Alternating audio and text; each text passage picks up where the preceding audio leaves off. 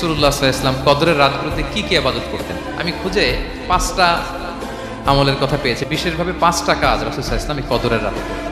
1 নম্বর কাজ হচ্ছে তিনি সারা রাত জেগে ইবাদত করতেন এবং পরিবারের লোকদেরকে ঘুমোতে দিতেন না, উঠিয়ে দিতেন। বছরের অন্য কোনো সময়ে সারা রাত জেগে ইবাদত করার কোনো নজির রাসূল সাল্লাল্লাহু আলাইহি ওয়াসাল্লামের জীবনে ছিল না। রমাদানের শেষ 10 রাতে রাসূল সাল্লাল্লাহু আলাইহি ওয়াসাল্লাম এই 10 দিনের ব্যাপারেই পাওয়া যায় সারা রাত জেগে ইবাদত। 2 নম্বর হচ্ছে ইতিকাফ করা। রাসূলুল্লাহ সাল্লাল্লাহু আলাইহি ওয়াসাল্লাম রমাদানের শেষ 10 দিন ইতিকাফ করতেন। আর 3 নম্বর হচ্ছে রাসূল সাল্লাল্লাহু আলাইহি ওয়াসাল্লাম এবং জিবরাইল আলাইহিস সালাম যৌথভাবে কোরআন রিভিশন করতেন।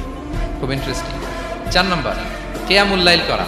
রাসূল সাল্লাল্লাহু আলাইহি ওয়াসাল্লাম কিয়ামুল লাইল করতেন। সহিহ বুখারীর বর্ণনা তিনি বলেছেন কদরের রাতে যে কিয়ামুল লাইল করে বিশ্বাস নিয়ে এবং নাজাতের প্রত্যাশা নিয়ে তার পূর্বের সমস্ত গুনাহ আল্লাহ তাআলা ক্ষমা করে দেন। 5 নম্বরে রাসূল সাল্লাল্লাহু আলাইহি ওয়াসাল্লাম দোয়া করতেন। এই কদরের রাতগুলোতে খুব বেশি বেশি দোয়া করতেন। দোয়া নিয়ে আমরা একটা জুমার খুতবা দিয়েছিলাম, সেখানে আমরা বলেছিলাম যে দোয়া হতে হবে খুব আন্তরিক দোয়া, রোবোটিক দোয়া যেন না। আপনার আবেগ, ভালোবাসা, মনের মাধুরী মিশিয়ে, চোখের পানি মিশিয়ে, অশ্রু সিক্ত করে এই দোয়াটা করতে হবে, তাহলে সে দোয়া আল্লাহর কাছে